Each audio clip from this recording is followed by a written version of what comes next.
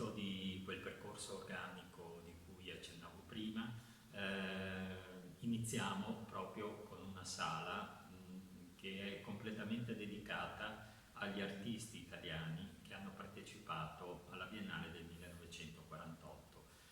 La Biennale del 1948 è la Biennale della ripresa dopo la Seconda Guerra Mondiale, che ha portato il panorama artistico a livello internazionale.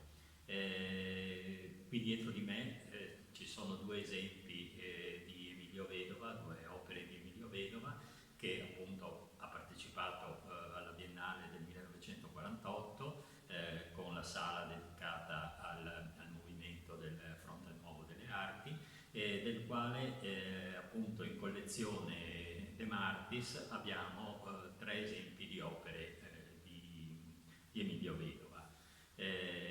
Poi sempre in questa sala troviamo un'altra presenza importante che era anch'esso presente alla Biennale del 48, che è Afro Basaldella, pittore friulano, del quale si trovano pochi esempi e opere in musei italiani, mentre ce ne sono in musei internazionali. Quindi un'altra caratteristica della collezione De Martis è proprio questa, una visione internazionale della sua collezione.